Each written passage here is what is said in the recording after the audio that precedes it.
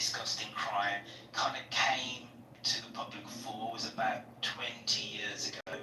I think it was the Times newspaper that first reported on it. There were lots of local newspapers reporting on it, but it was suppressed by some bits of local media, and then it didn't quite make the national media because of certain sensibilities, because the pattern around this was a certain ethnicity, of a certain religion, of a certain specific bit of a certain country, and people. What is that? So Pause, many hang on. people Pause. like that. What is that? What is that population?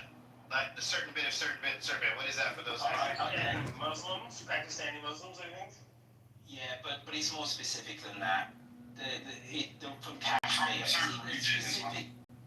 Yeah, it's Kashmir. Okay. It's a specific region of Pakistan, and because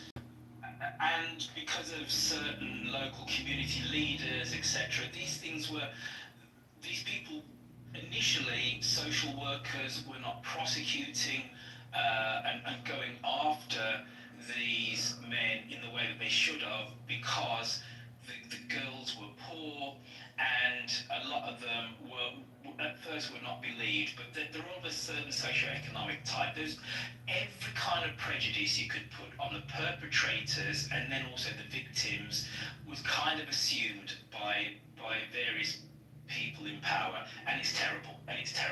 But to say that the government, and I'm no fan of the British government, by the way, and Keir Starmer, and I'm definitely no fan of him, actually he did prosecute back in about 2010 numerous of these gangs when he was the director of public prosecutions. So we have to be slightly careful about government complicity and trying to push it underneath the carpet, because actually he didn't. However, this has been a rolling story for years, and it's terrible. There's no two ways about it. Girls were not believed because they were in care, they were poor, they were on drugs, all sorts, and people kind of pushed it underneath the carpet. That is the truth. That is the truth. Rochelle, I think that I think you're correct. I think we have to be very careful about this. First off, I would say that Keir Starmer was not complicit in any of this, and that he did cross the line.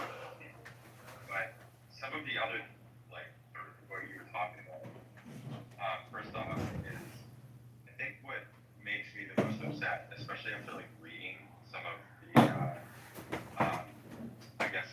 social workers' write-ups about this, is that they weren't calling them, victims of underage outbreak. They were calling them child prostitutes in the write-ups, which I think is disgusting. I think it's crazy that was the normalized language. So they were the other thing too is that it's not Keir Starmer, who was head of CPS at the time, that I would say is responsible for covering this up, but there are people that are in government now that are responsible. There's evidence to direct it their way. I don't know if you know who, I can't remember his last name, but this guy named Raha, who was a criminal investigator who was with MI5 for many years. He left and became an independent journalist uncovering specifically green gangs.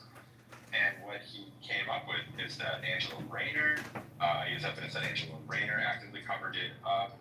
Andy Burnham, who's the mayor of Manchester, and then there's a whole list of labor politicians, and he has evidence on all of them. And the government has refused to, because they would essentially be investigating themselves, right? So what do you do in that sort of case?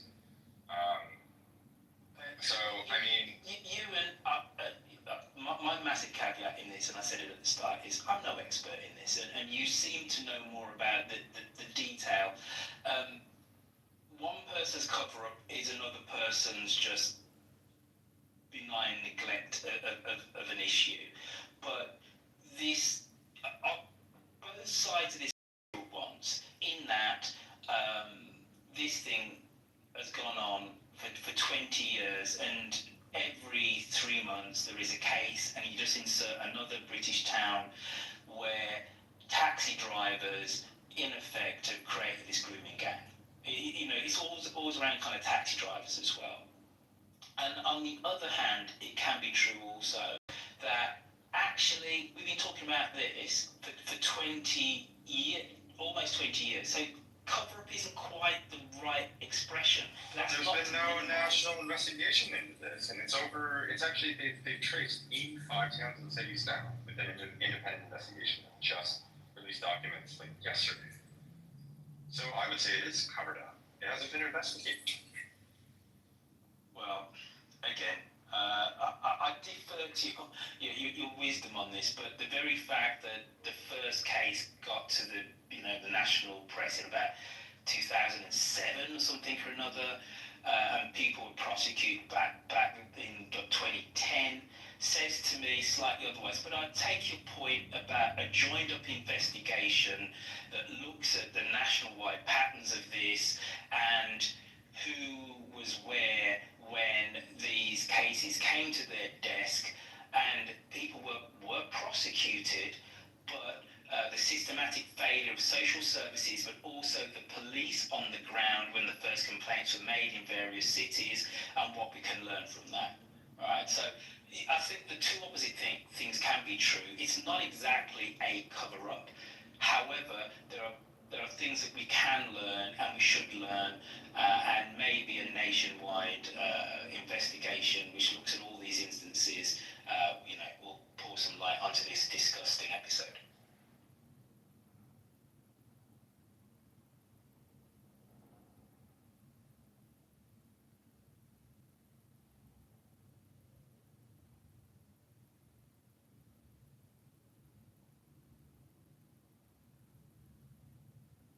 Good morning, guys.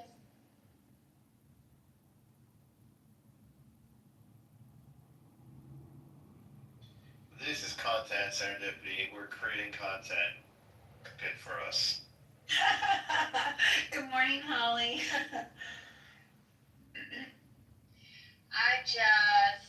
I'm listening. And I don't know, guys. I don't know where to go. I feel like, are we safe anywhere anymore? I don't know. Sometimes, is America? Should we all just get the fuck out of here? Well, you're safer from sexual crimes in America than you are in England, and you're safer from gun crimes in England than you are in America. Well, I'd rather be raped than my children be killed at their school. Oh, well then America's perfect for you. No, I'm sorry. England's perfect for you. It's backwards. Backwards. You need to move to England. I know that's fucked up, but for real. These are the questions now, right? Like, where do I want to live? Do I want to get raped, or do I want my kids to get killed in school? It's crazy because the little girl who was like, hey, stay away from my sister, she's only 12. She got arrested. Not the guy who was calling them sexy, but the girl who was like, yo, stay away from me. So it's weird that we're taking those kind of priorities. Like, I want to ask really hard questions, but it's like, hey, there's a lot of details there. The parents of the girl are saying one story, the news is saying it, the UK government is saying a different story, than the people who are from that culture are saying, no, it's not a migrant issue, it's a definition of the word rape. When a little girl feels that she has to swing an axe and a knife, I don't care what your beliefs are, something is wrong, fucking fix it. That's exactly what you had said earlier. Did something new happen in the UK that I may have missed in this conversation? Yeah, little Scottish girl. If you just look up Scottish girl knife. It started, as a recap, it started because UN was talking about living in England, and we had somebody from Georgia talking about wanting to live in England, and UN was saying, you don't want to live in England, it's a disaster. And then he started giving details about the rape groups and things like that, and a lot of us didn't know about that, so we got really in depth to it. We started looking at doing some research, and found that England is... What happened with the Scottish person with the knife? The Scottish girl? Yeah, so, just from what I know, and if somebody knows more, then please correct me. But a little Scottish girl with her sister walking on the street, her sister gets approached by this migrant, and he's kind of trying to, I don't know, engage them in some way, talk to them that they're sexy or whatever. And supposedly, what happened was that this is not the first time that this has happened, and so they're much more vigilant about protecting themselves. And so you have something like, hey, the girl whips out a knife, like draws like a little axe. It looks like medieval and stuff, but she pulls it out and says, like, stand back, my sister's only 12. Leave her alone, kind of thing. And then the guy keeps going, and really don't know what happened after that. The kind of video cuts off, but apparently one of the girls ended up in the hospital, according to some reports. Now, it would have to be confirmed, but that's kind of like rad, that there's this, hey, migrants take priority because we can't be racist. Seems to be the story. I like to be wrong, and I don't think. Listen, I'm going to check out of this conversation because I fully appreciate that. You know, there's no two ways about it. This terrible grooming gangs thing did happen in the UK. Is probably still happening somewhere, and we need a root and branch torchlight on it as to the reasons why things got so bad. But you know, if the conversation started with don't go live in Britain because you're going to get raped. You know, it's like, come on now, right? And, you know, I'm proud to say that I come from somewhere which has free universal healthcare, right? Which has, and for somebody who, I loved my time in California, lived there for 9 years, I think we have a better work-life balance than in America with a low overall cost of living. You know, I could go on. America's a wonderful place, right? But if the conversation started, well, you know, you're going to get shot in America or you're going to get raped in Britain, you know, it's like, you know, we should all be a little bit more adult and a little bit more nuanced with our conversations. And again, I am not saying that Britain is perfect by any stretch of the imagination. But anyway, yeah, thank you for indulging me and letting me on the stage. The conversation didn't start that way. That was my sarcastic commentary 3 minutes ago. All right, Mike. The conversation started by Ewan giving us actual facts about what's going on over in England, which sounds pretty fucking messed up because we pulled up some statistics and saw that the UK is the top of the entire world of countries for amount of sex crimes, and it used to be Sweden. The UK has doubled Sweden in the last little bit of time, so it seems like it is a very serious problem.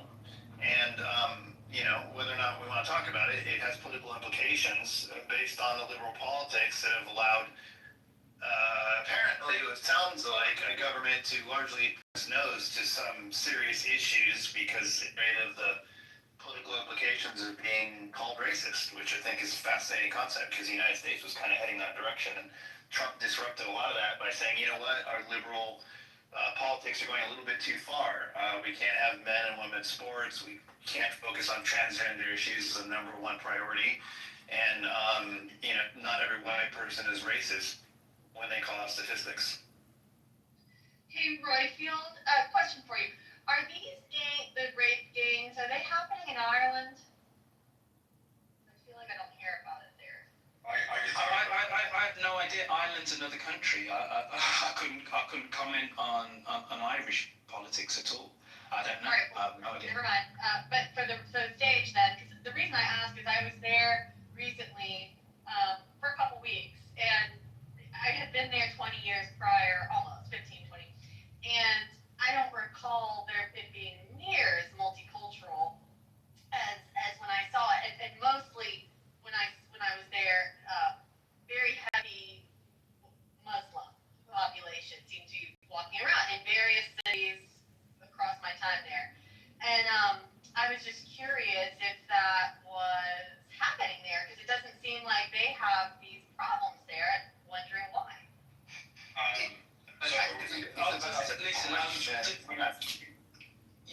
I'll just quickly answer you, Holly, then I'm going to bounce out the room. Immigration into Ireland is a relatively recent phenomenon. So if you look at the mass migration of people from the island of Ireland It's the potato famine in the 1840s, and Ireland has been a net exporter of people ever since. The population of Ireland, this is kind of from memory, so don't exactly quote me on this, but the overall direction of what I'm about to say is going to be true. The population of the island of Ireland in 1800 was about 6 million, and the rest of the United Kingdom was, I think, something like 10, something like that. The population of the island of Ireland is now 6 million, still 180 years later, whilst the population of the rest of the UK is 65 million. It shows you how much people left Ireland because of the potato famine in the 1840s. So hence you have the massive Irish population in Canada, in America, in places like Philadelphia, Boston, etc., and Chicago, also in Australia. So all the way until the late 1990s, people left Ireland. If you were young and you had a family, you left Ireland. Primarily actually to the UK. So my home city of Birmingham, massive Irish population. So much so that you don't even think about it. But 30% of the white folks in Birmingham, my hometown, Irish descent. So the reason why I mention all that is when I went to Ireland, purely anecdotally in 1996 the first time, I was literally stopped in the street because I was black. Because you just didn't see non-white migrants in Ireland. Since accession to the EU and with the Irish economy doing really well, in the early 2000s you got lots of European migrants, places like Dublin, and non-white Irish folks, non-white immigrants, going to Ireland. So now we are seeing first and second generation non-white Irish people, and it is incredibly common to go to somewhere like Cork or Limerick and see somebody who's black or brown who has an Irish accent and will call themselves Irish. It's a relatively recent thing, unlike in the UK, where there has been black and brown English people since the 1940s in significant numbers. There always were some before in places like London, but in terms of the mass wave of migration to the UK, so in the last census, 18% of people in the United Kingdom are non-white, and that fundamentally stems from 1948. Ireland is much more recent. Thank you. Ewan, did you want to chime in on?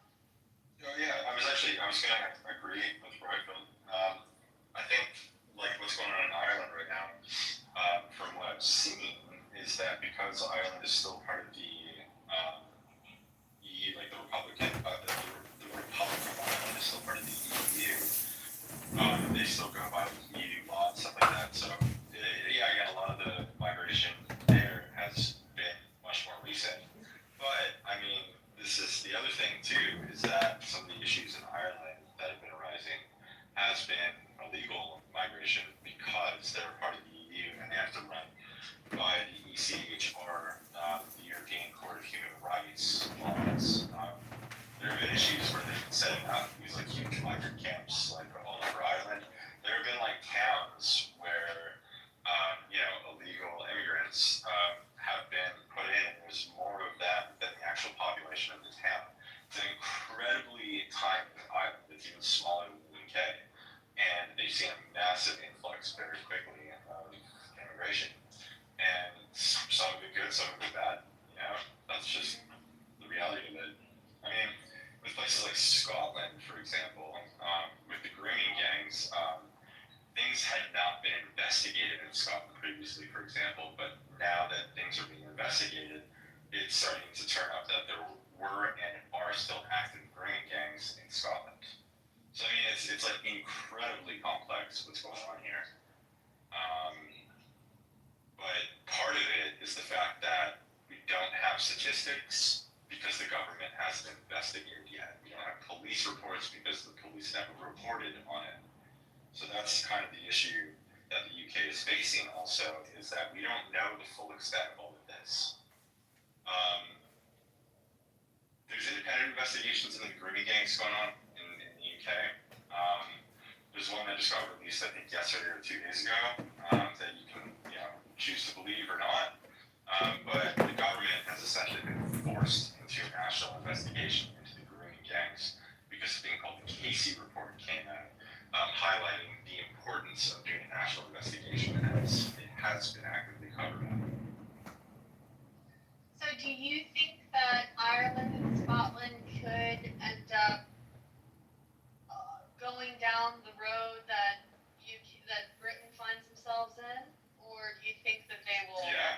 example, Scotland. Well, I mean, Scotland is part of the UK, right? So same laws, same national government. Essentially, they do have sort of a separate government, but it's still essentially it's Westminster that still can call the shots. So yeah, I mean, I think it's starting to happen out there. I think we're starting to see a lot of like migration happening in Scotland. But I mean, like England, it's been happening for years in like sort of the main cities and towns like Glasgow, Edinburgh, Dundee is the one, the town where the girl with the axe and the knife. That's where that viral video comes from. But yeah, I mean, it's so complex. But I think the part that makes it the most complex is the fact that we haven't had proper investigations into this yet, and essentially what the British people are the most upset about isn't the acts themselves, it's the actual cover-up from the government to police to even the caretakers that are supposed to look after these girls. I think that is what the British people and people in the UK are like the most angry about, is the active cover-up, and it's still being covered up in ways, and it's still active. There's still active grooming gangs going on, even though it's probably one of the number one things talked about in this country. So yeah, it's a really, really dark, sad like situation going on here. Do you think like Ireland, not Northern Ireland, but Ireland that's not, under UK rule, can they curb this before it becomes like, do they have more autonomy, I guess? I know they're influenced a lot by Britain. I don't know how much like can they be spared? No. I guess. No. So Northern Ireland is under UK law, and they are actively actually moving migrants to Northern Ireland. I know that there was recently a huge riot where they burnt down 3 houses in Ballymena because a girl got raped by 3 migrant boys. They were underage too. They were well underage. But this is the thing: is that it's not like really focused on race or anything like that. The girl who got raped was a mixed ethnic, like half African, half Irish girl. I think the locals care about the Irish, and they're worried about what's happening to specifically underage girls. And the thing about the Irish that's a little bit different from the English culturally is that the Irish actually go out and riot much more than the English do. I think the English are a little bit more passive with this stuff. So yeah, you saw huge amounts of violence when that riot happened, and yeah, I mean, I would say that the entirety of the United Kingdom and the Republic of Ireland is all in like a really weird state right now. I mean, the other thing that's interesting in Ireland that I could highlight is that the Catholics and the Protestants have actually been joining in marches together to defend against this like governmental migration habits that they're bringing all these people in. So seeing these people who would have been murdering each other and fighting each other in the streets 30 years ago joining in marches is pretty wild, because if you lived in Ireland, that would not normally be the case. Wow, that's really interesting. I mean, every time there's a school shooting in the States, I go down the rabbit hole of like dreaming about leaving. And Ireland right now is like probably top of my list. But then there's so I don't know. There's always something that makes me think twice.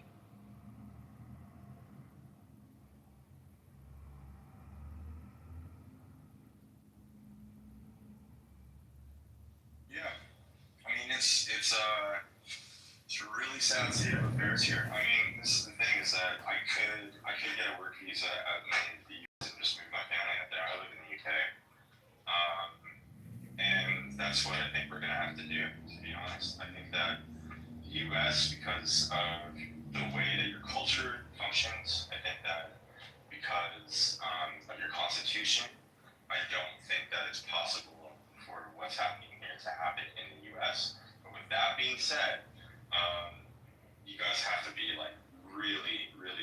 have to pay attention to this because I think that this is something that very could easily happen to you guys out there. I think there's little rumbles starting, and I feel like the UK is generally about 10 years ahead with social movements, whether it's people that we agree with or disagree with. So I would say you guys gotta pay attention to what's going on in the UK because it very likely could happen in the US as well. I think that you guys are safer because of your constitution and the safety that it derives. But with that being said, I don't know. I'm severely worried about you guys too. What is it about the Constitution that you think makes a difference in this matter? The Second Amendment. So, specifically what you're saying is... Actually, sorry, the First Amendment and the Second Amendment together. Yeah, because free speech in the UK is gone. Are you saying we're safer because we have guns? I mean, yes, partially, but also the First Amendment, you have it in your Constitution. Free speech. We don't have free speech here. This is the problem, is that people that speak out about this get imprisoned all the time. They're in this country, in the UK, last year there were over 12,000 people arrested, put in jail for social media posts.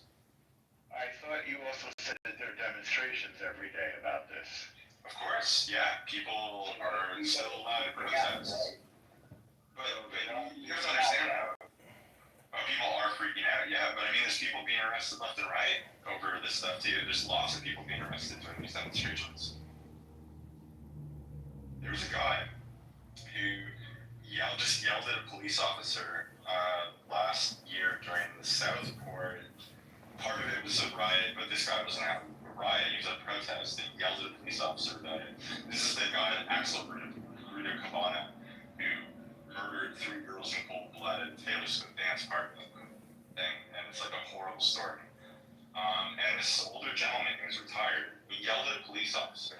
Wait, hang on a second. And he got arrested. For the Taylor Swift concert? No, at the Taylor Swift dance party. It was like a little neighborhood thing. Multiple, I think 8 girls got stabbed, 3 were murdered. He almost beheaded one of the girls. They were like under the age of 10. Axel Ruda.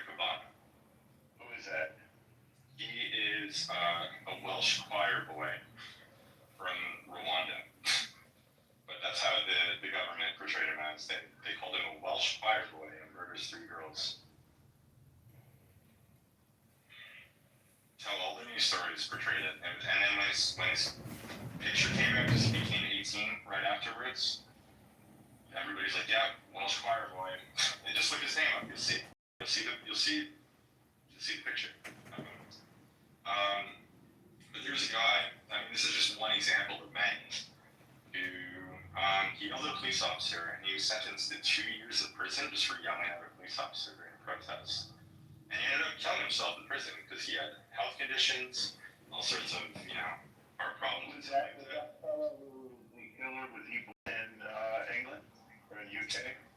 I believe that he was born in Wales, but he was the son of 2 Rwandan refugees. So he's Welsh if he's born in Wales, right? Yeah, of course. He's a Welshman. Are you being ironic? Sort of.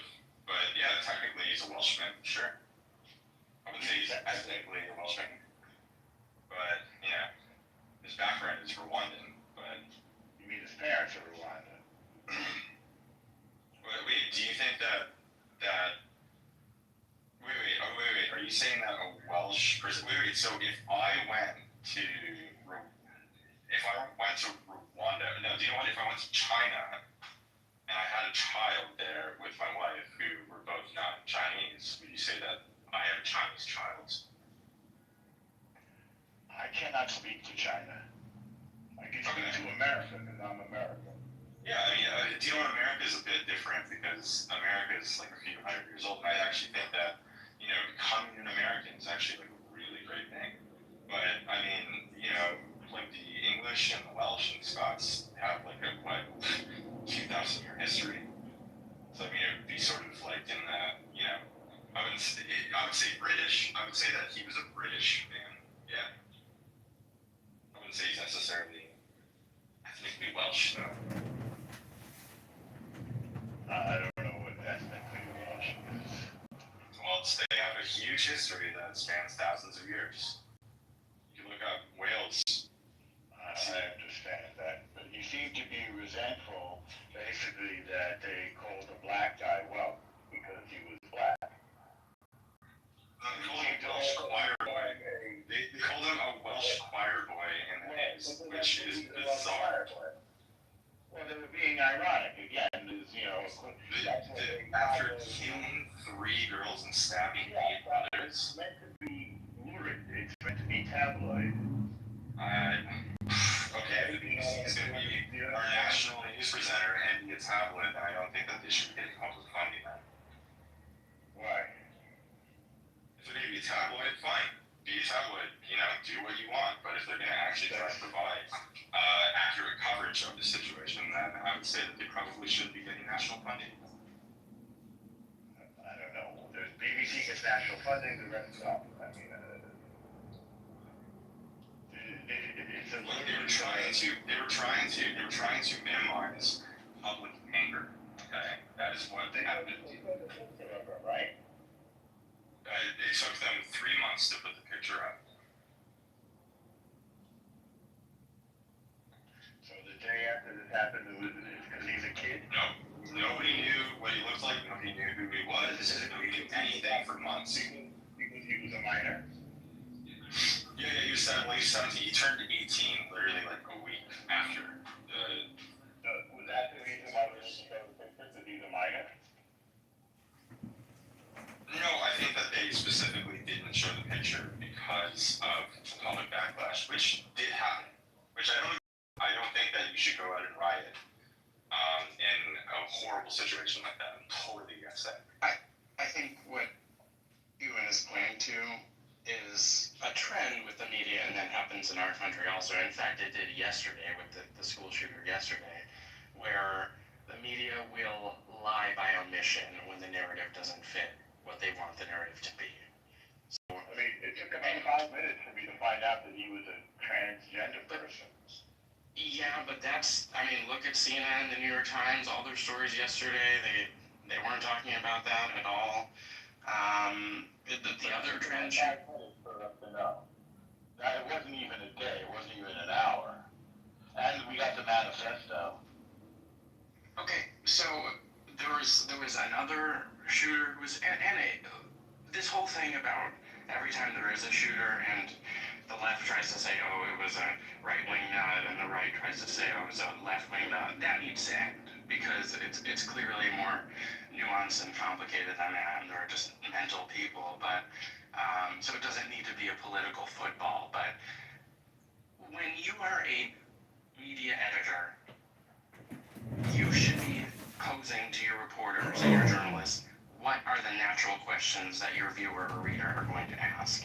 And if you're leaving out things like, by the way, there's a huge meta trend that first-generation immigrants to England are exponentially more likely to commit crimes against persons.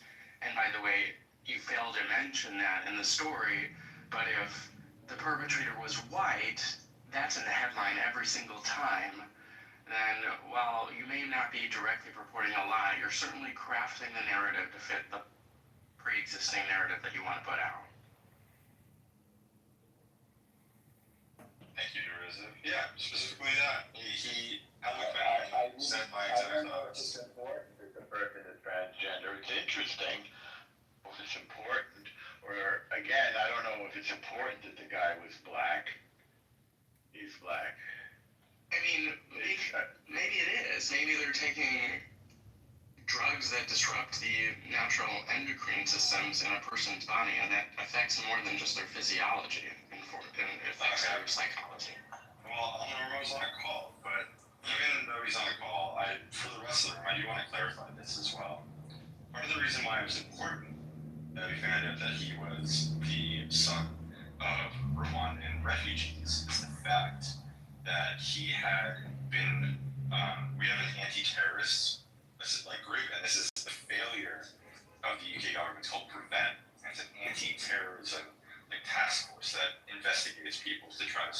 things like this from happening.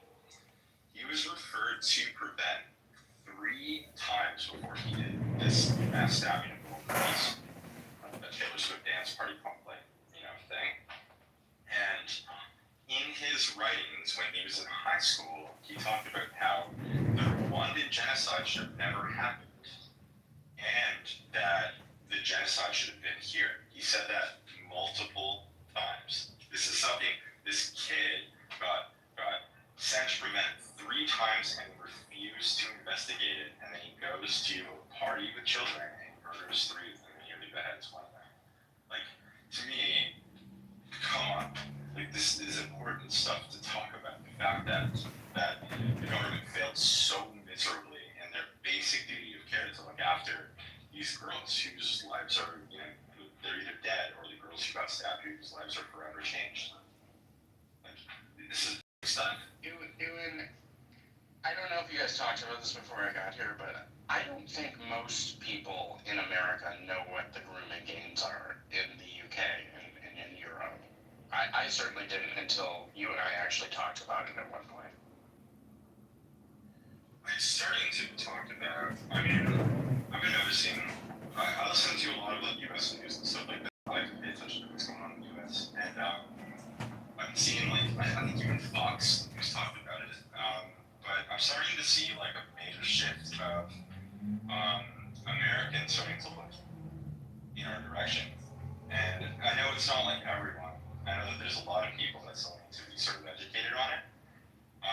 But I really, really think that the microscope is starting to be put on the UK here. And it's really important that people do look into this, and you tell your friends and you tell your family about it, because it's really scary stuff.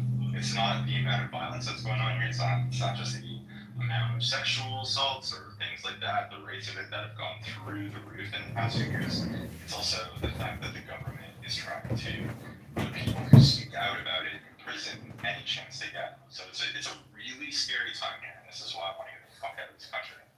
Yeah, and the only reason I said earlier, so you weren't here, I had noted while Ewan was talking, the only reason why I know about it is because, I spend an unhealthy amount of time on Twitter. And there are a lot, you can find, there are a lot of accounts of people, UK-based people, Londoners, British folks, families who are directly impacted, families who film their family members being arrested for, either protesting against the groomer gang, speaking out, being directly impacted because of loved ones. And not only that, you have a lot of people documenting what they call the 2-tiered police system, where you have a lot of natural-born citizens being arrested for just doing something as simple as praying in public. You can't pray in public in some of these areas, according to testimonies being shared. Also being arrested for things you post on social media. You just speak out about it. If you have a reaction to the groomer gangs or this massive influx of migrants, they're being arrested for taking to social media and using certain words. And seemingly these words aren't seemingly offensive, but the government has decided the citizens are not allowed to react. You got to be very careful. They police the language very heavily over there, seemingly. So you're right, the mainstream media isn't really covering this. You have to follow, kind of social media accounts, be on certain platforms, follow alternative news to really get the tea about what's going on, and it's very disturbing. I kind of felt that hesitation in Royfeld when he was here. Yes. He really wouldn't go there. It was super awkward because he acknowledged that it existed, but he wouldn't go anything deeper than that. And then he chose to leave the room when it started getting real specific. It was really awkward. I really felt like the blanket of censorship on the way that he responded emotionally and the things he said. Like he was like sitting up, being careful about every word. It was really weird. It sounded like talking to somebody from Saudi Arabia about women's rights or something. Like it was awkward. See, and it's funny that you mentioned that because I was really paying attention to the Royfield reaction as well. And I adore you, but it made me think well, maybe this is specific to maybe it's just really bad in the region where you and but it's not like really considered a common thought process by a lot. Because Royfield almost felt like he was being attacked, like the UK was being attacked. He's black. What does that have to do with anything? Well, you're saying that he felt like the UK was being attacked. I would say he felt more like black people were being attacked. And I think that if there was any defensive tone in his voice, it was probably because he felt like, hey, it's not all black people. I don't think that I don't think he was defensive as a Britishman. I think he was defensive as a black man. Well, but no, Nye had already had that conversation and addressed the room that she was talking specifically about Muslims. I could sort of explain it to you because it's actually not a skin color thing. I think that he's actually just much more left wing, and I think that there's like essentially just like the U.S. a major culture war that's going on in the UK as well, and it's like by any means necessary we need to win. So a lot of people on the left are willing to actually address the grooming gang situation, and they are the type of people that would actively cover up the victims of this stuff.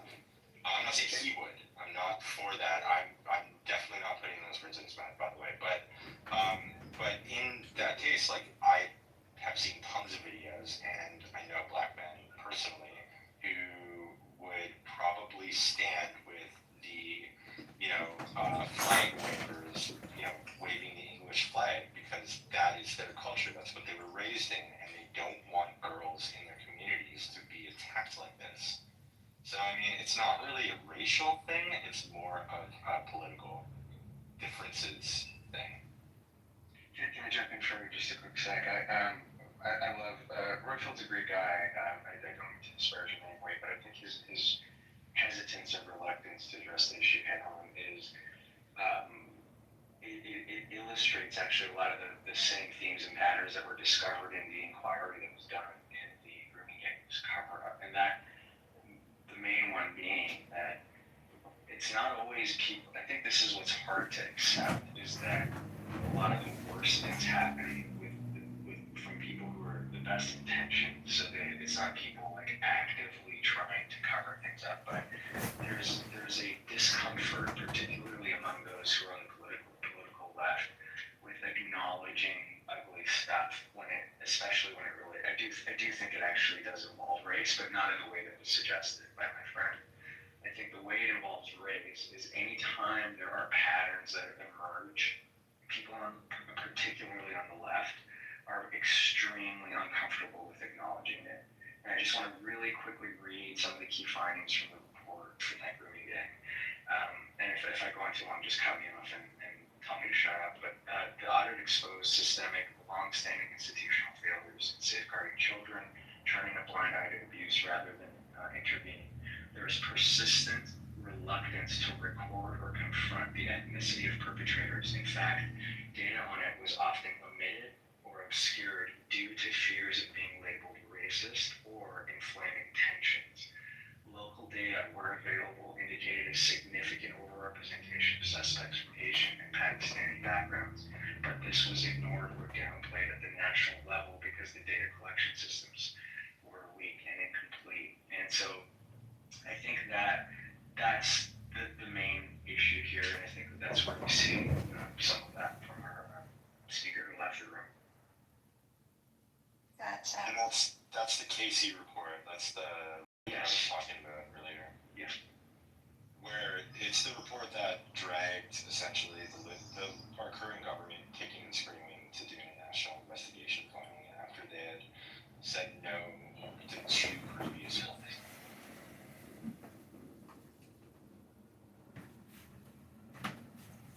And I commented in the chat on the knife girl. I know we're talking about two different places. Grooming gangs primarily in the UK and the knife girl in Dundee's common. My only point about that, Ewan, is I did a little bit of digging into it, and it looks like the guy who's recording the video, who's allegedly this migrant who's going after young girls, he was with his wife at the time. Apparently, reports are he was the one doing the recording. In my experience, the guys going around scouting, cruising for young girls usually aren't the ones who are pulling out their phones and recording. All I was saying there is that story and that image of that girl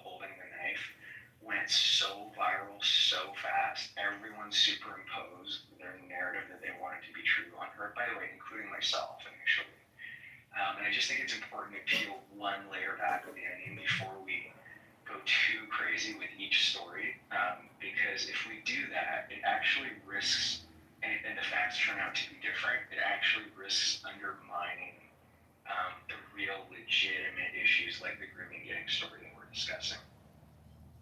AJ, okay, so respectfully, I agree with you pretty much entirely. I agree that we have to wait for more information to come out with this, but there are two different sides going on at the same time, right? So I did do digging as well. Yeah, two stories for sure.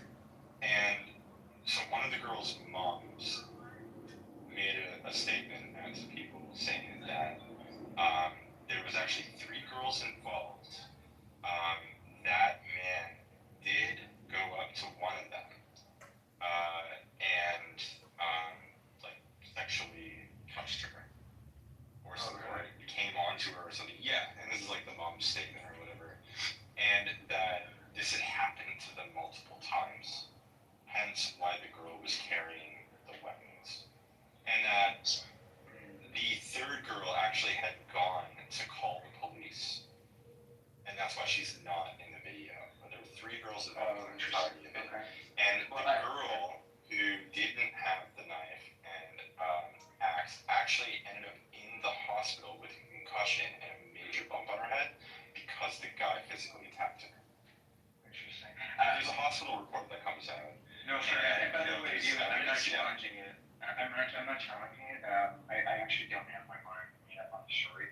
So that's interesting. I didn't know that information. Thanks for sharing that. But I think you and I would both agree that most people are not doing the digging you and I are doing on this, and they see that knife out and they get really excited because it's like a great way to advance the narrative. And I just worry about that sometimes because it can actually end up undermining. But in this case, it might just be the case, and I didn't have those facts. So thanks. Yeah, I think having the facts is. Oh, sorry, you go second.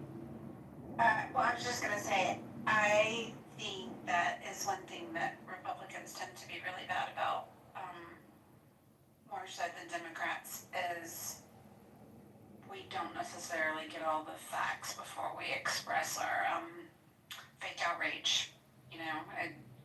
So I just wanted to know, I think that's an important point, because I see it way more so in the Republican Party than I do the Yeah, I just wanted to say as well with the girl next, I think like part of the reason it's so viral in the UK, because everybody in the UK is obviously talking about it too. And there's like people that stream and talk about politics here that I listen to and follow. I think the reason why it went so viral is the fact that the overall message that little girls are carrying around knives and axes protect themselves because the police won't do anything for them is sort of the overall message that's being spread. That's like the issue at hand, is that they don't feel safe, especially working class girls. If they're coming from working class backgrounds, they don't feel safe because the police will not respond to their pleas for help. And that's like what made everybody in the UK just like livid at that story. Well, and honestly, this was just a tactic to shut Charles down in the chat, which it did work because it appears as though he has left our presence. But he made the statement in chat that murders way more children than being raped in the UK, and just out of curiosity, because I enjoy challenging Jarl, I looked up the statistics, and the 2021 statistics for U.S. children murdered was just under 2,000. I think it was 1,750 or something. If I'm being liberal with that number, and I say, let's say on average 2,000 children a year are murdered in the U.S., the statistics on rape in the UK for minors is 60,000 over the course of I think 5 years. So even if I said that same 5-year period, 10,000 U.S. children murdered, he was grossly wrong. So I think that's I'm seeing a trend about him being grossly wrong. That's statistics. I'm sorry. So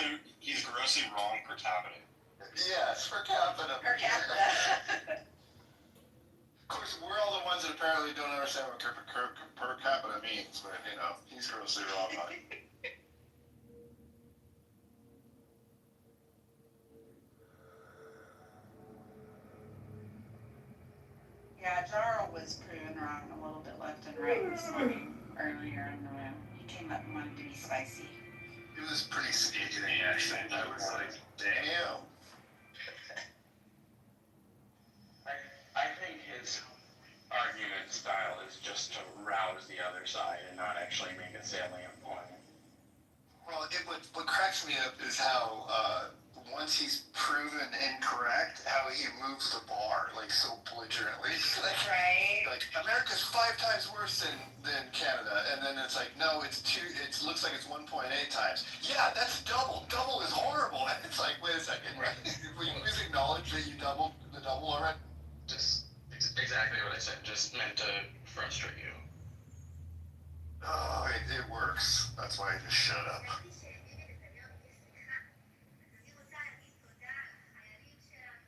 I think what I wish the Roadfields of the world would understand is by continuing to refuse to acknowledge the elephant in the room, which is mainly there are significant cultural issues at play here.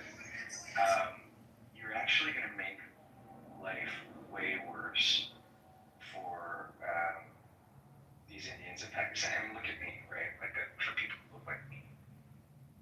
And there is a way of addressing this issue head on that can be in a reasonable way that acknowledges, oh, it's not all brown people, right? But there are some serious cultural issues at play here that we have to tackle and figure out how to address, and we're not afraid of calling it out. And if you don't do that, then the only people who are going to do it are going to be people who aren't going to handle it reasonably. They're going to be the people who aren't afraid of being called racist. And I don't think you want those people making the policy. So you neglect this issue at your peril. Yeah, no, totally valid point. I mean, my next door neighbor here, him and his wife, they're basically fresh off the boat from Pakistan, and we get along great. You know, we have chats all the time. I would never judge all Pakistanis for what has happened with the grooming gangs in the UK. I think it's really important to focus on the actual issue at hand, which is that this specific group of men should all be prosecuted and deported and sent to prison and, punished and I would say publicly flogged at this point. But that wouldn't change my view of my neighbor. Obviously, I would never, think that way. So, I mean, you gotta have a cool head with this stuff. You can't just generalize everyone in these cases. And I mean, this is the problem with people like the woke leftists is that they generalize all white people, right? So you can't.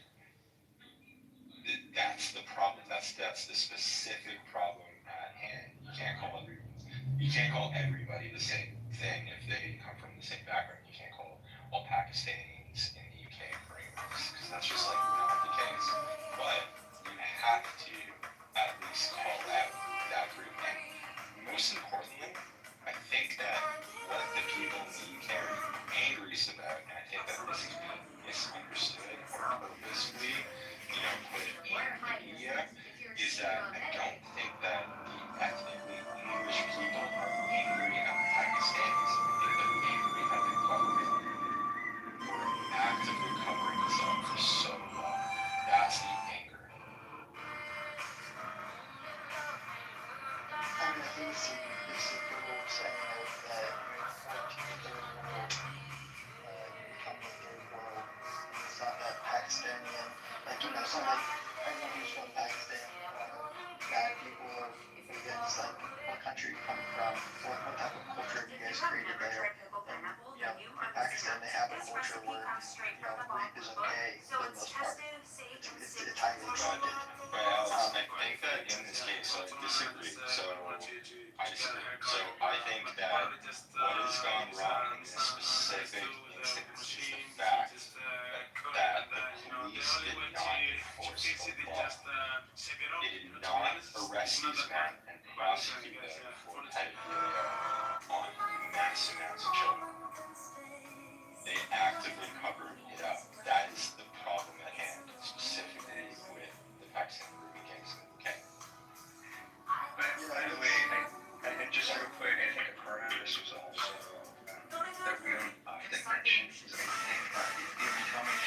disagree. But one less spoken about aspect of this is that a lot of these white younger girls were from lower classes, and there was some interactions with police that seemed to signal that they kind of didn't give a fuck about them because they're like, what are you doing out there at night? Anyways, and essentially like slut shaming them a little bit, and because there were so there's many layers to this story. There's also combined with fears of being labeled racism and inflaming racial tensions that they got out. Like if they actually arrested these guys and went forward with it, and the stories got out that there are these brown guys going around raping white girls, what that would do in the community. There's a lot going on that caused this cover up, and all of it is terrible. Yeah, I did want to make a quick point, because AJ, you're 100% right, and I forgot to bring this point up earlier, is that as an outsider living in the UK, watching, how everybody behaves around me and stuff like that, I feel like there's a distinct disdain for the English working class here, with specifically the middle class and like the upper middle class and stuff like that, where they really look down on these people. And I've heard people make these quips and here and there, like all the time, about working class people in this country, and that's the other issue too. So there's a very definitive class system. Like for me, being from Canada, it's like my neighbor was like, blue collar, and I came from like a more white collar family, and like, the working class versus like the middle class all sort of like combined, and like we never really like the class was a huge thing. I mean, obviously in every country it's still there a little bit, but in the UK it's very distinct, and I think that a huge issue with the Birmingham gangs is the fact that most of the victims were working class girls. So yeah, 100% correct on. And apparently they were working class from troubled backgrounds who were perhaps already in the social services system, perhaps missing one parent or even both parents, also possibly with drug problems and so forth. I'm reading about this now. And they seem to have first been given drugs and alcohol, and I guess that's the grooming process, and then eventually abused in a sexual manner. Right? Yeah, 100%. Yeah, you're 100%. I take your point, and I see some of the comments in the chat voicing some frustration about the cultural component of this, because I think if we're being honest with ourselves, it's not just make sure to prosecute. There's another issue here, and it's something that is very difficult to grapple with. I don't know what the answer is, because I don't think immigration is going away anytime soon. I mean, I'm an immigrant, okay? And where I live, there's been, for example, a massive, giant influx of Indian immigrants who, for the most part, are law-abiding, hardworking people. Okay, I think there's nothing but great things to say. However, there are some cultural issues that are starting to become apparent. There is, for example, a new beach that I frequent and that I've been going for years, and there are rules there. Oh, I don't mean to dox you, you're in Canada, right? That's right, yeah. So I'm from Canada, I know all about that new beach. Okay, so in recent years, I'm sure you've seen this yourself, there are groups, like big groups of Indian men who come down to this beach fully clothed. Okay, they don't even have a beach blanket, which signals to me they're not there to sit down and have a time on the beach. And they do walkthroughs. So that they can, and then they stare like totally with shame, just staring at the women. I've had to confront these men, sometimes while in the nude, and it's made for a funny scene, and tell them to put their phones away, stop taking photos, stop looking at these women. And women have come up to me, me and my wife while we're there, thanking us for intervening. It's getting really bad, and it's part of it, not even their fault. Like, they're just from a completely different world. Like, imagine you come from a world like that, and you walk into a beach and there's like all these young women just laying around. It'll fucking blow your mind. So a part of me doesn't even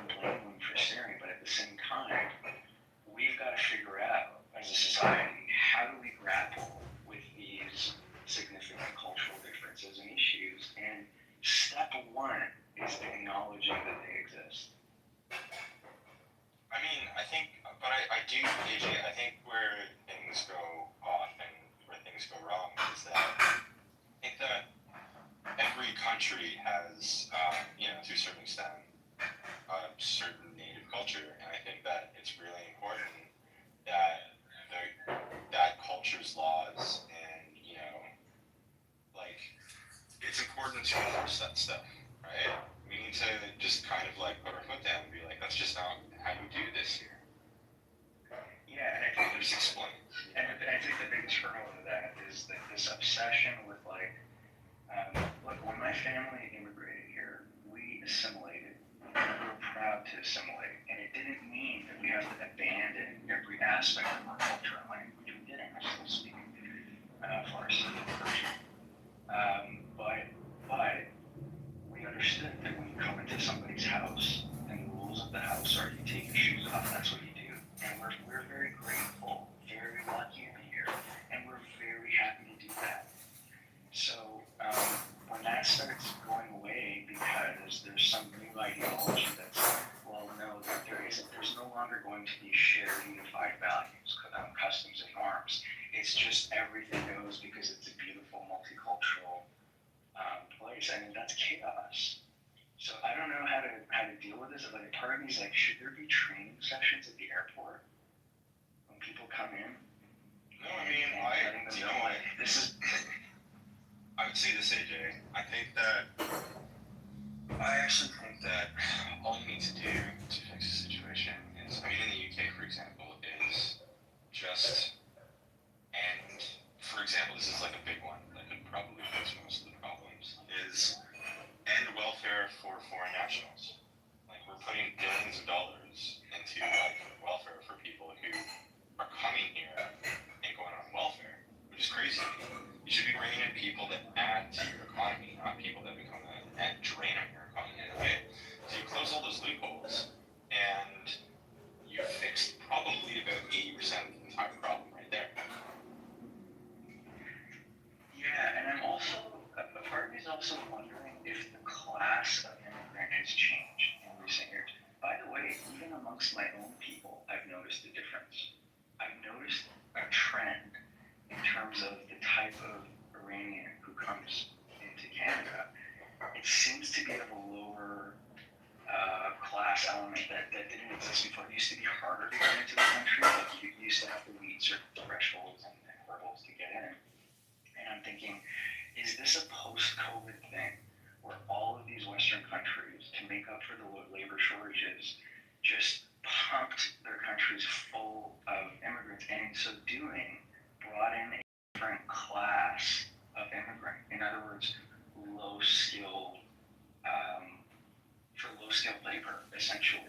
And I think that might be part of it too. Something has shifted.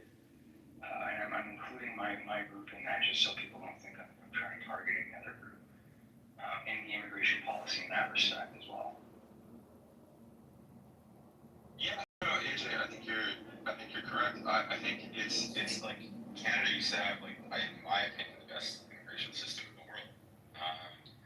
And Trudeau essentially changed the entire immigration system and allowed for loopholes. For example, like, the student visa situation where there were, what, 400,000 or no, I think it was even higher. It's like 800,000 students or something like that came to Canada in 1 year, and they were all for sham colleges, so they weren't even coming to get a degree. They were coming to work at Tim Hortons and work at, like, low-wage jobs, which in their case they were making so much more money than where they would have.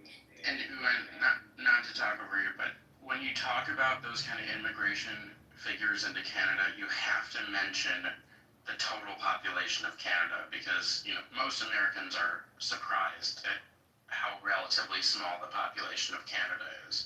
It's, for reference, I don't know, it's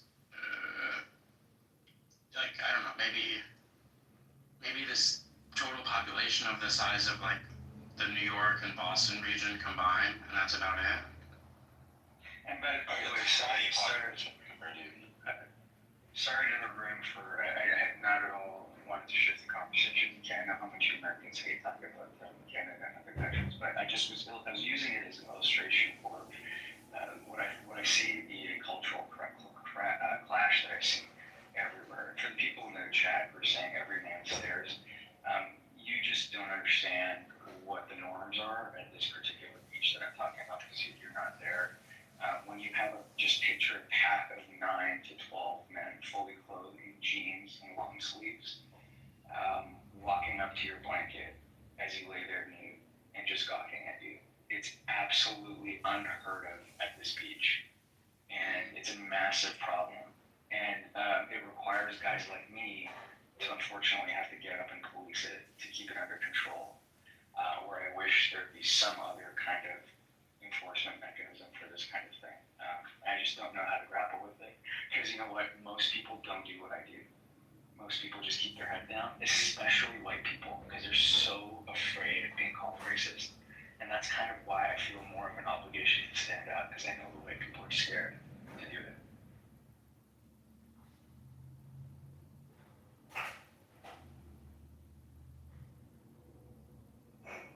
Yes, I mean, what I've heard specifically about Indian immigration into Canada is it something in the order of 2 million people over the last several years. And when you talk about the population of Canada being somewhere around 30 million total, imagine 10% of the country was just imported from one specific region in just the last few years. What that does to especially housing stock in the big metropolitan areas. I've been reading about, this was a cliche in New York for many years, but a one-bedroom apartment where maybe 7 people are living. And, when you talk about sort of, to be crude, the horny Indian boys who are going to the nude beaches to ogle women, like, they may be just, this is true in India also, just young men. They have no privacy to themselves because they're in such overcrowded housing conditions. They're just fucking young and horny. And there was nothing like that in their society, and they can just go and sort of, get their jollies by just ogling women on the beach. And it's definitely a cultural clash at best, and I'm also jealous because there are no nude beaches in my state. I know there are some in the U.S., but as someone who respects the work of Dr. Jack Cruz, I wish I could sun my nether regions, but I don't have any private outdoor space. I live in a condo community. Yeah, it's been a 326% increase as of the most recent numbers I have in 2023, and it's only gone up since then. Increase what? Where? In terms of the migrant population, annual immigration transfer in India from in Canada. So permanent residents, it was like 32,000 in 2013, and then it went up to 139,000 in 2023. Projected growth, it just keeps going up, 148,000, more than 4 times. Saying that it's too risky to go out because you don't know what's going to happen, you don't know who's going to be pulled in. That's the issue. It's not that. Trump said permanent residents aren't allowed to leave the country, right? That's fucking insane. Yeah, it's kind of I don't know if he even said that, but that's the same what my lawyer told me. My lawyer was like, hey, recommend not leaving the country for a little bit, so just so that you get a solution, and then you can go ahead.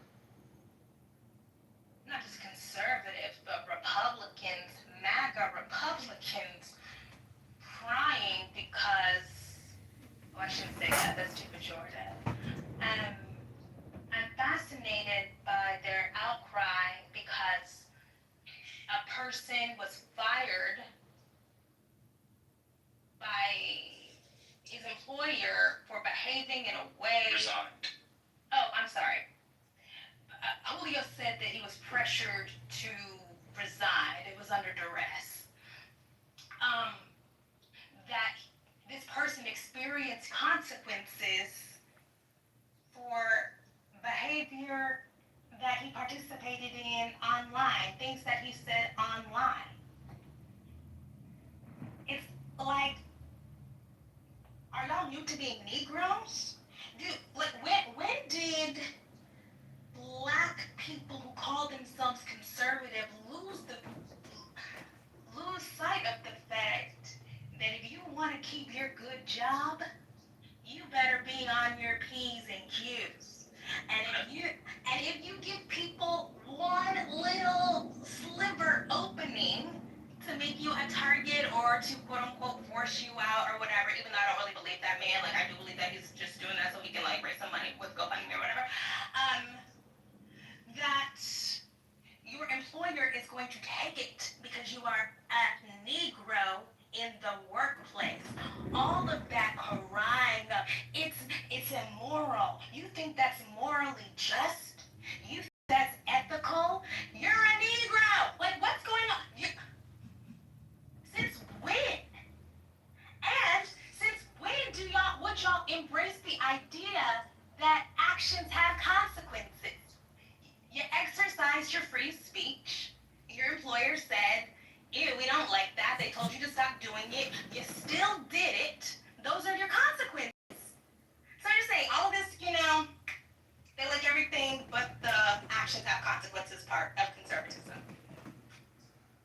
Well, that's the key. I mean, you don't even have to go to the racial aspect of it. They seem to have lost that's just a conservative principle. If that makes sense. That's just a conservative principle. Actions have consequences. That's what's odd about the whole thing. You don't have to go to, you don't know the history of your people. I mean, what was Mr. Trump saying? Even more fundamentally, there's the conservative actions have consequences. When you do things in the public sphere, it can affect your life. It can affect your livelihood. That's the whole ball game in part. I told in the other room, I said, you guys are the ones always arguing for unrestricted liberty. You want the liberty to hang out with who you want to. You want the liberty to go wherever you want. You want the liberty to make decisions. And here's an employer exercising its liberty, and you're mad about it. That's the problem. Yeah. Conservatives, they talk about liberty all the time. And I said, the privilege to work is not one that without limitation. It is true that in the workplace you do have some rights. But if an employer isn't disciplining you for reasons that are illegal, the employer is fine. And the guy, it seems, just didn't want to shut up. He wanted to keep on talking. They told him they didn't like what he said. And they probably told him that moving forward, they expect him to do X and avoid doing Y. And he said, no, I'm going to keep doing Y, and so I'm going to quit. That's what happened. So, yeah, no, it's odd. And then they said that in 2025, conservatives are the ones getting canceled all the time. And the folks on the left are not being canceled. I pointed them to Claudia Gay. And I said, consider how she was treated. She was embarrassed, humiliated.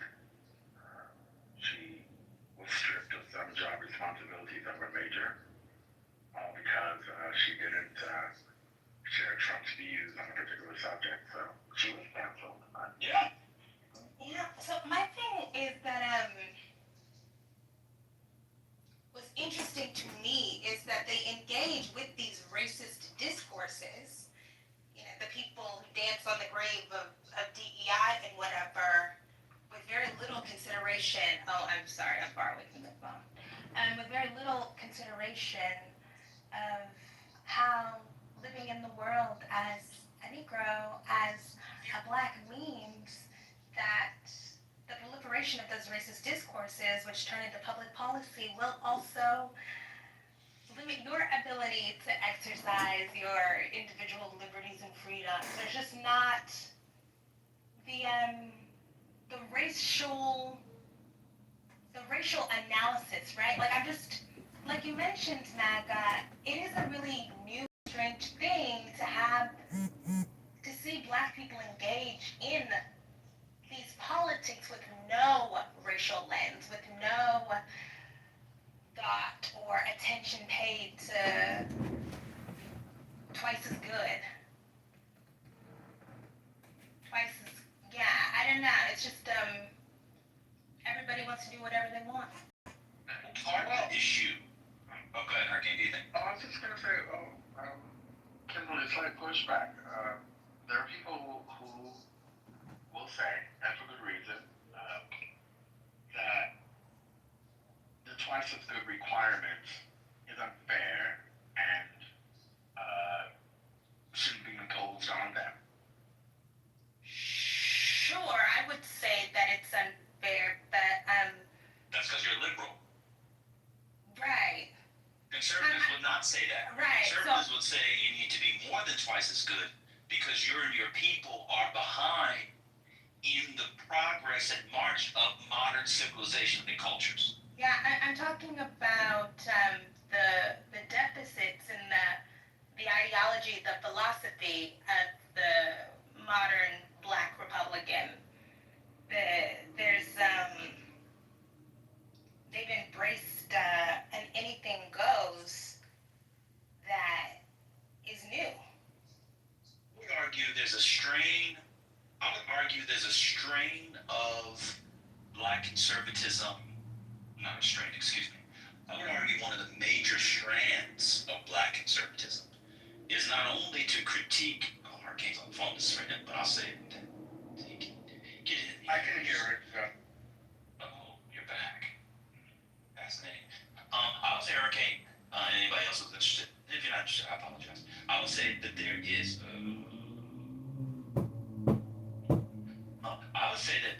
a strand of, not only, this strand is not only the lack of critique of the twice as good credo, or not credo, requirement, but an embrace of it.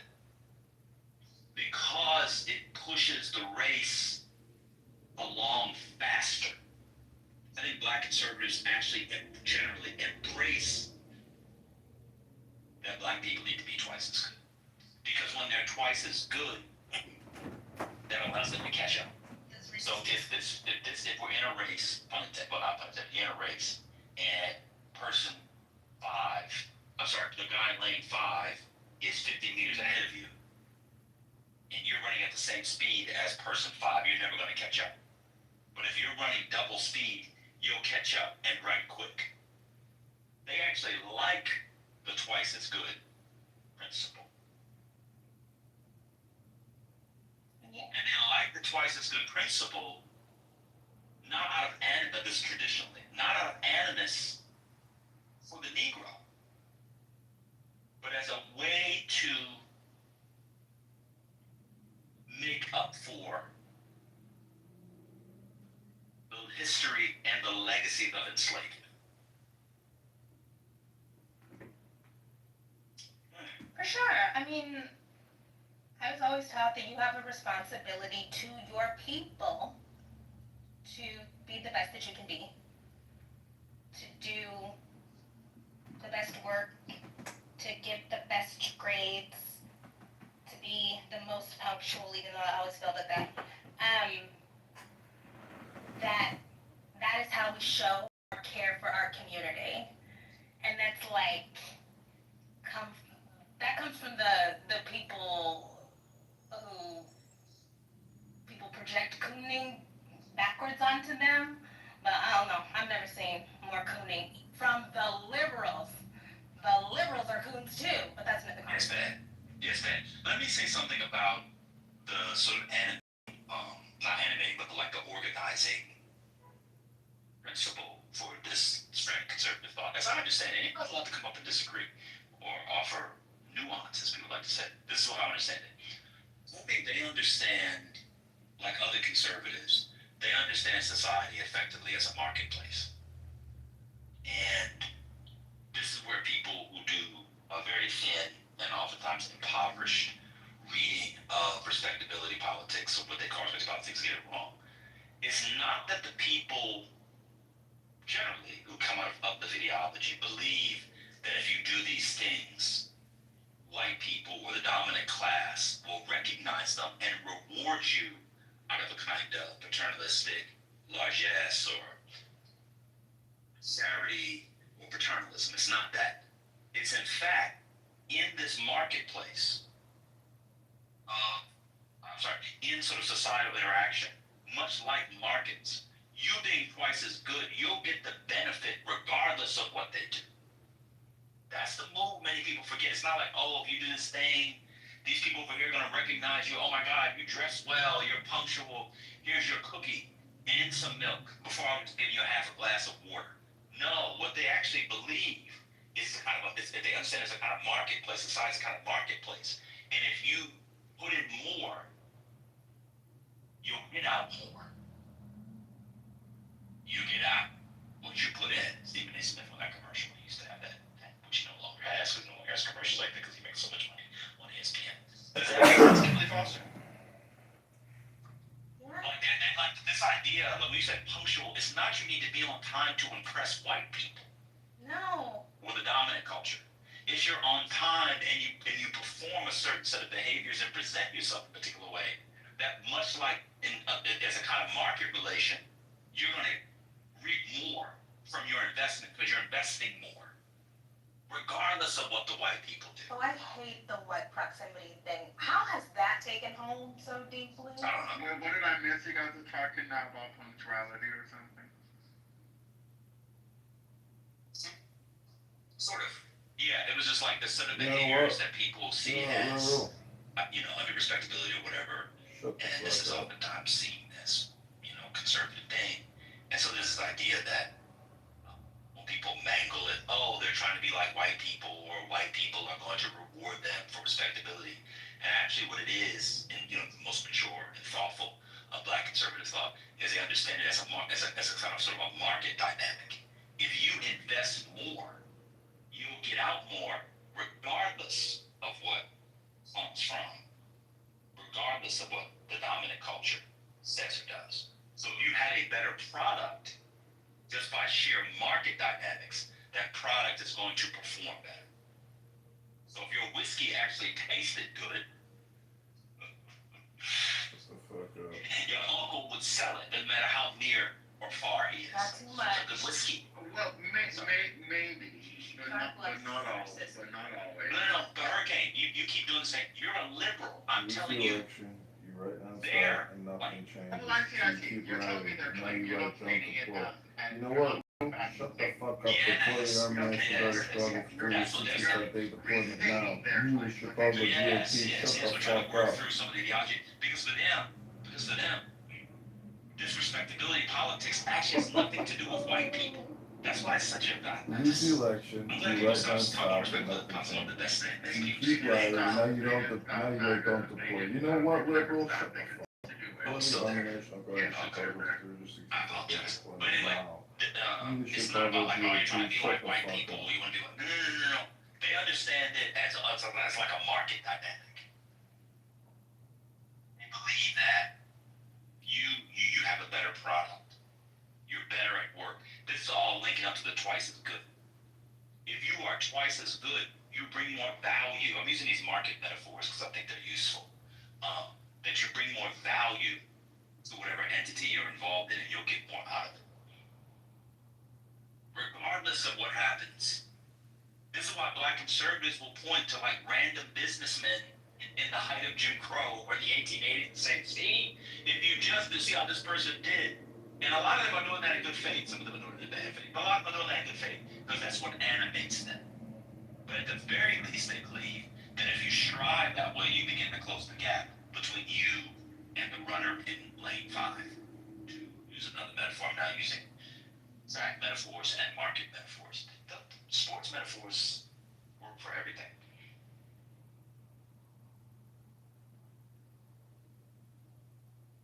It's and see what's fascinating, because Kimberly, I was thinking, we were talking about the other day, it's fascinating because a lot of these people are still alive, and they find themselves, because of partisan politics, for the most part, that's like, if they're still public, like Glenn Lowry found himself having to defend Trump, or he was partially trolling too, but like they find themselves, Trumpism and sort of MAGA ideology does not align with modern or traditional black conservatism at all. At all. And it doesn't align culturally, socially, economically. It just doesn't align at all, in my mind. People can disagree if they want, but it doesn't align at all. But MAGA black conservatives, they got the power. They're the mad now dog. Shout out to Finding Forrester. So he brought these people along. And what's fascinating is some of these guys have sons and daughters, actual sons and daughters, but also intellectual legatees. And so, like, Claude Steele's son is a MAGA.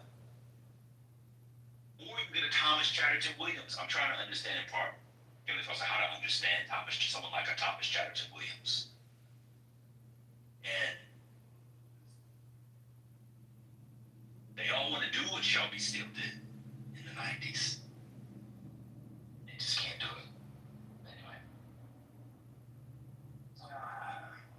We can talk about the boy if people want. I can play this video. Because that stuff comes with responsibility. And I think that if there's anything that hopefully we can respect about the old school black conservatives is that they weren't running away from the idea of responsibility or carrying weight or duty the way, I'm sorry, this has turned into Miss Andrew, but they weren't running away from duty the way that so many of the young MAGA are.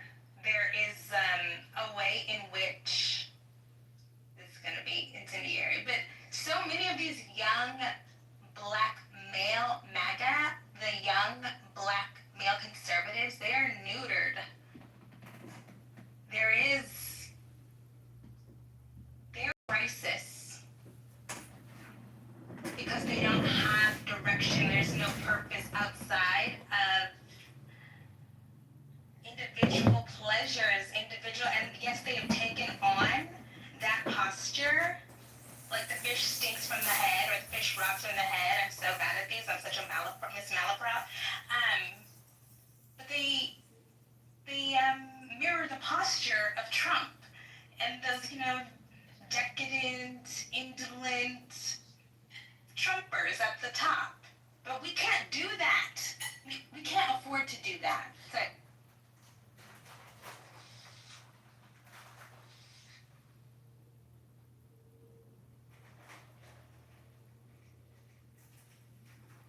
That's right.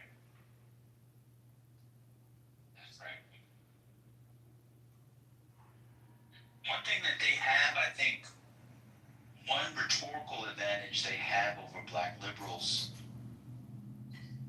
which Kimberly Foster and I have been talking about a lot on the app, at least. Maybe a little bit of life.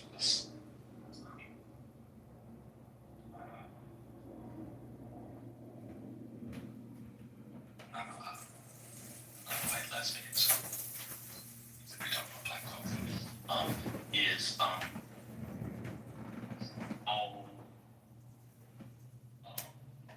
Is the cultural angle. I don't know when black people are going, black liberals, leftists, academics are going to realize it, but you cannot give the cultural discussion to the right, what we're calling the right, or black conservatives. You cannot. And they have.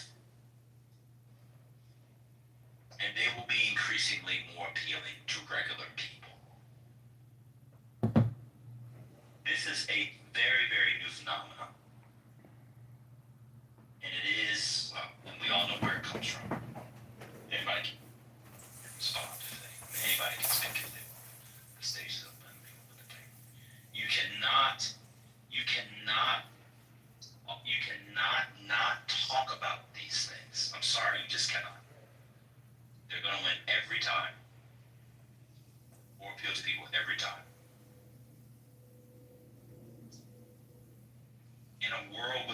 Jim Crow, the way people lived Jim Crow, in a world without lynching, in the way people had to live with lynching, without all those sort of all-pervasive, shared forms of systematic oppression, race-based,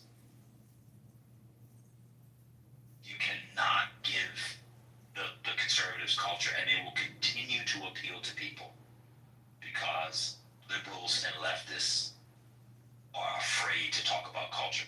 And Kimberly Foster, this is one of the areas where, again, they align with the nationalists. Black nationalists. Some black nationalists, not all. They talk about culture all the time. May I ask, this is probably a remedial, I just thought about it. I mean, crash, not remedial. Yeah, I mean, crash if you want to. I remember last time you said the word remedial and people crashed. That was so insane. But keep going. I mean, some things are remedial. I know. Bad thing. That's so bizarre. Okay, so tell me, and then if we can weigh in, why are black liberals, black folks on the left, so reluctant to discuss culture? Why do they run away? Very, very good question. It's because they have been indoctrinated to think that even to come close to that stove is to get burnt with the taint of being a white supremacist. Burnt with the taint. These metaphors are insane. What the fuck am I saying? Burnt with the taint, that stove. To even approach talking about culture is to smell white supremacists. So to even come close to it, that the discourses are like inherently infected. This is just insane. And you know where it comes from. I'll let Kimberly Foster name it. We all know that I blame Black Studies. You can get going, there's more to name. Not too much on Black Studies. I mean, look, I'm the biggest fan of getting money and whatever. But yeah, I think that it's Black Studies and that white proximity stuff. That it's almost like being desirous of white proximity gets like thrown out like it's a slur, like oh, it's whiteness, and so yeah, we're at a point where that sounds like my granny. We're at a point where doing things decent and in order is desiring to be approximate with whiteness. Like that's not. It's insane. I don't associate that with whiteness at all. White people are not. In fact, in my community of origin, in my upbringing, we associated whiteness with slovenly, out of order, poorly dressed, kids running up, down, around. They had to put their kids on leashes because they didn't know how to act. They didn't know how to comport themselves in the workplace. They wore flip-flops in the winter. Church was boring because they didn't have no program. That is the cultural script about whiteness that was dominant for me. And so I am always taken aback when people say that not wanting people to wear jeans to church is white supremacy. Anyways, we don't have to do that. I'm just saying, it's just, it's a different thing. And I'm not sure where people pick, I do know where people pick that up, but I do think we need to let that go. Because it strikes me now as anti-black, because it emboldens people to punch down on the old black people who are still living, but also their ancestors. People who experience violence that we can't imagine. People use that proximity to whiteness and white supremacy stuff on them. Yeah. Anyways, that's my. I mean, you gave some specifics. I'll extract it again to keep that at a normative level, more of a normative level, or an abstracted level at the very least. Because they don't want to trigger people. And people start coming up. And it's just that, and it's not just like studies. It's the way that it's absorbed and taken up in the public sphere. That's actually where it comes from. That's the problem. Is that you get rigorous analyses in an environment, in a milieu, in a contained space, the academy, and then people, and we hear it on here all the time. People think that they have the capacity to talk about these things in a rigorous and responsible way, and instead they're not only mangling ideas, they're ruining the very thing that they think they're supposed to be espousing without knowing it. That's the problem. And so it's become to the point where you can't talk about it at all. You just can't talk about it at all. Someone wants a study on the importance of a parent being in the home. What the fuck? It's insane. Okay, so it's not. Oh, I'm What's sorry. going on? I'm sorry. I didn't. You took a pause. No, it's a good thing. So when I say Black studies, I think you're right. It is about the misappropriation of deeply considered, thoughtful work. People pour their entire lives into combing through archives and stuff, and people just fuck it up. But I think in the last 15 years, the academics have tried to be too cool. Of course. And so there is the y'all are bucking up ideas that you don't understand part of it, but then there's also the academics want to be all up in the Kool-Aid, that want to be all up in the videos, and maybe that's not the best place for them to be. No. Well, it's not. It's not only that. You know what it is too. Hold on.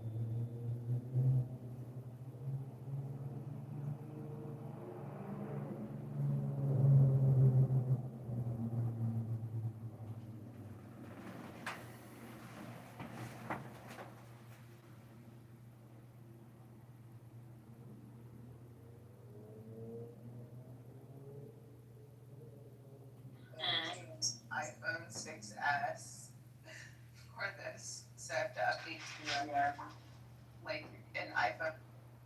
Like they have more black women managers now, like per capita, proportionally speaking, than would ever be represented by the population. And so I think it's fair to point out that although I agree that there needs to be a proactive solution to righting the wrongs of the past, no question about it. If it's right in our face that's happening, we have to at least laugh about how far it's come instead of complain about how far it needs to go. I mean, that's what I'll say about that. So I think we need to celebrate where we've come as a result of the last 10 or 15 years of being constantly reminded how fucking awful we are as white people. Well, and then I think we also have to recognize that it potentially has gone too far and it needs to pull back a little bit because these are not black and white issues. No pun intended. These are scales so gray. Well, just it strikes me how much your characterization of the book White Fragility is contextualizing everything that you're saying and seeing, right? You're pushing for white durability or something to that effect, and you're pointing pointing out the context by which this author tries to push the black-white conversation into this whatever she means by white fragility. You have a visceral dislike, right? You see it as almost specifically targeting your buttons. You see it as like not speaking to you, and you see it as a gaslighting, which is then provoking you to engage in some kind of white durability, like a positive imaging of what it means to be white in the modern age. I just find it interesting that, like, you know, she has you within her ballpark. You're playing her game. I'm playing her game, but her characterization of how psychologically dangerous I am and how I fail to recognize it just because my skin is white. Fragile. It doesn't resonate as real. Yeah, it just doesn't. I'm not fragile. I just want to call out how unrealistic it seems to be. Let me put it this way, because she has denizens, people following through on this ideology. Within that reasoning, they predicted that you would turn against them and towards the whiteness to feel secure because of, as they will explain, your fragility. I think you're right about the whole gaslighting. Yeah. It's hilarious. Yeah. But this is why it's insidious. It's because it's unfalsifiable, right? So what they say is the discomfort that Mike is feeling. See, that's a sign of how much work there's left for him to be doing. Mike, you know what you need to do? You need to lean into that discomfort. The more you hate this and dislike it, wow, you're just revealing how racist you are. Exactly. And so it's a fucking scam. It's like trolling me. It's trolling me. It's trolling me and then saying, "See, I told you so." When I react. And it's all paths lead to the same conclusion. That's why it's unfalsifiable. If you say you're not racist, well, there you go. That's just denial. So the only path is either you say you're racist or you're revealing how racist you are by saying you're not racist. And thankfully, a lot of people have seen through most of that. I read White Fragility when it was the new book back in the day, and I thought it was hilarious because, so I didn't buy into any of it. I thought it was ridiculous. It is kind of Basically, the book though makes her out to just be a raging racist. Like her little anecdotes. This is true. You know, I say this. Oh, by the way, you said you're going to. Is that political science thing? My cousin can Well, no, Kimberly, you're being streamed by John Kitover. Oh, I don't. Do you need to do anything so you can report it again? Yeah, if I could just get a link to it, but no. Sure. I got you. One second. There's a shift happening. I was just talking to somebody. The woke times at what do we call them, the back seven companies, they're over. The woke people, we don't have as much as we used to. I'll just leave it there. That's because you guys went a little too far with it, if you know what I mean. I'm not gonna go into detail. Good morning, Kimberly. Hi. Brother Maga, I got a phone call and I missed what you said. What did you say when I got a call? If you don't mind repeating it really quickly.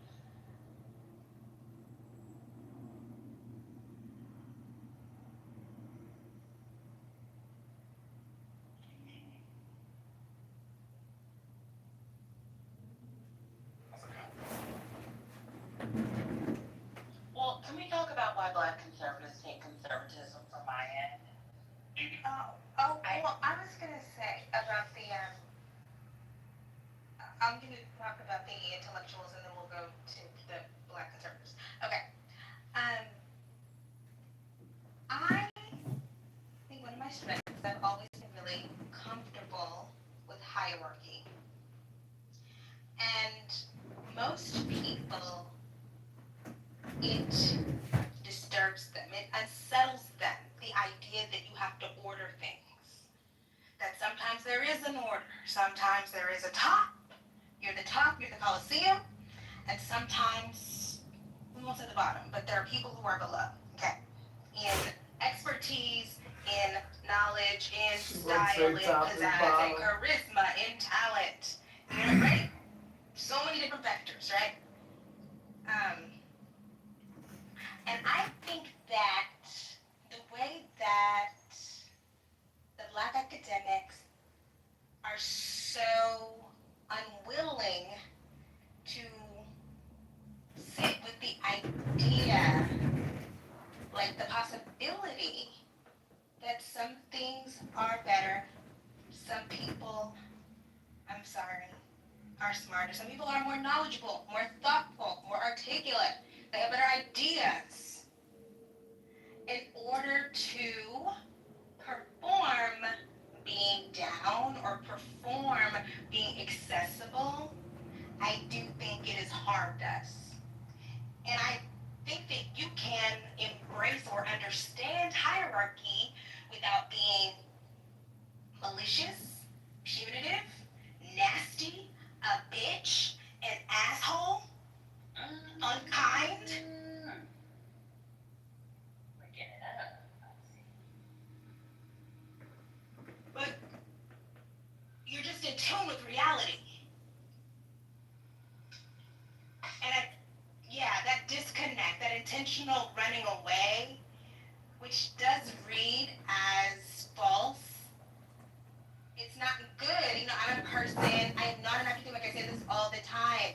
I'm a person with ideas on the internet. But that's a choice, right? And so I don't think that people who are serious scholars should be doing what I do. I'm gonna be honest with you, and it's not even about being territorial. We do different things. Yeah.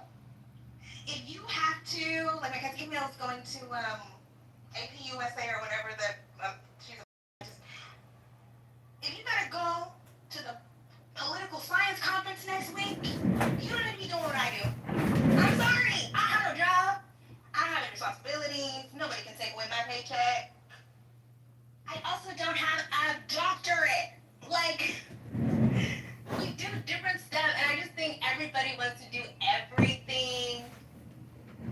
And the academics just need to embrace, you chose a different path, and that is okay. Yeah.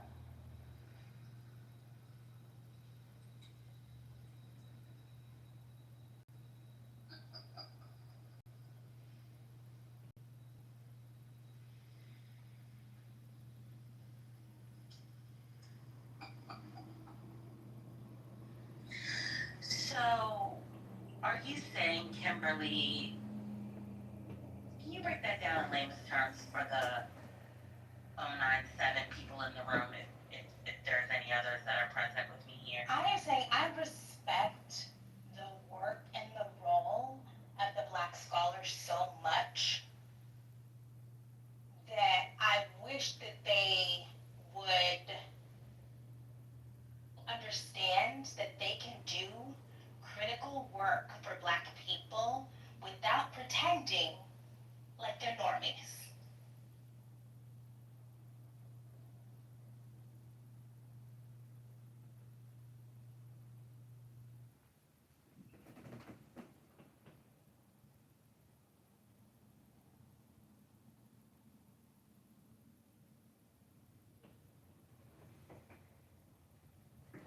She told y'all. And that's a big part of why I had a big problem with Danielle Allen debating Curtis Yarvin. I have a big problem. Well, I don't think that's what Maya will be doing. I don't know. That's something else. He got something else going on. But they're doing the work, Kimberly. It's important for our Black folks in academia, what I like to call the intellectuals on the app, to be having conversations with certain people, even those of the likes that are me. Well, I'm just gonna say I don't think it's important, but it has nothing to do with you. I'm gonna say, no, I know that. I'm saying overall, right? Because there is a commitment in anti-intellectualism that is happening, and so it's important for the Mark Lamont Hills to be on Joe Budden saying, yo, we don't give a fuck about what is happening. Is it gonna? I don't know what's happening over there, because I straddle the fence here. I don't know what's happening with whatever court case, but it's actually very important for our people, for our Black academics to be in those spaces. I'm saying that, okay, so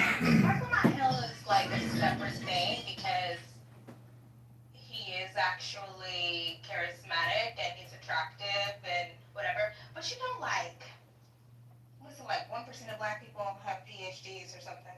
Doctorates, actually, I should say. Doctorate, PhD, EDD. It's like 1 or 2%. Something so small, okay? And of those people, most of them are not equipped. Like,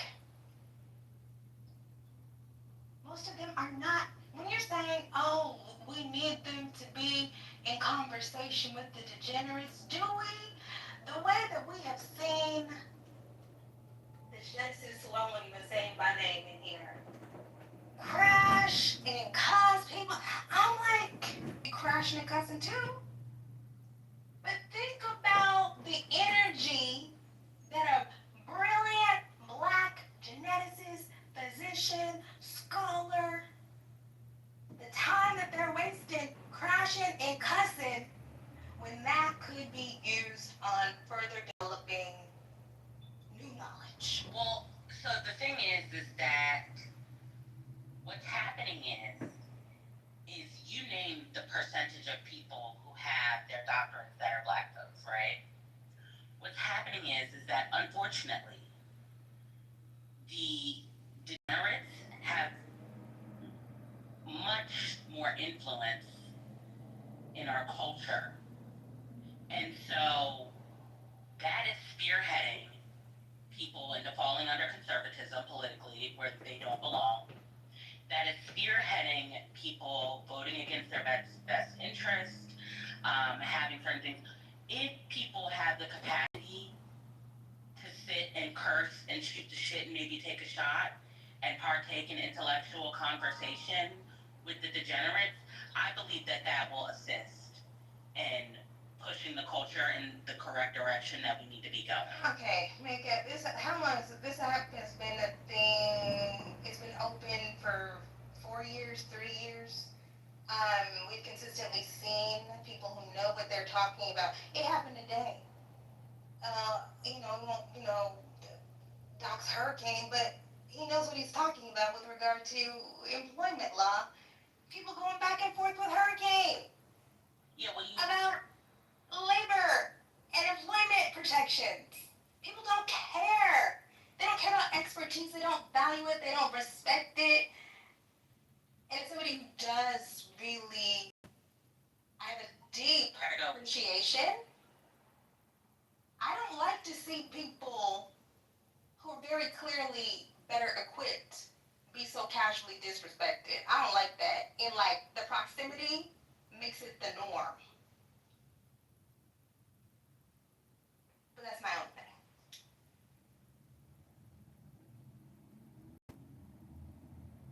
On that, just a quick question for you, Grandma Rise to the space as well. Do you feel like black, I guess in this convo, as using the word scholars, should not speak to people like that? Like, for example, Mark Lamont Hill being on the Joe Budden podcast.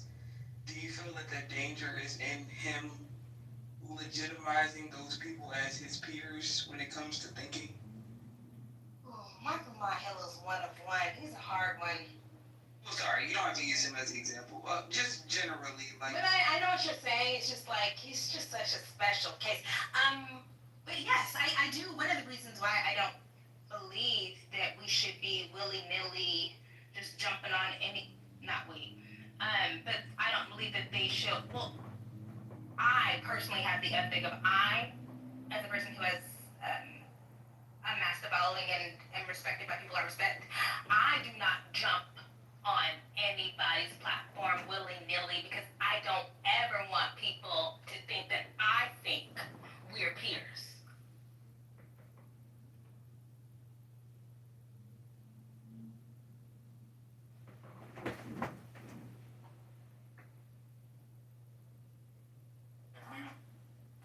These horrible words if they say men can't get pregnant, and now black people can't defend themselves. Otherwise, they're deemed racist. This is an embarrassing time in human history, and hopefully it will not be forgotten 20, 30, 50, 100 years from now. There needs to be case studies on this moment. you know what,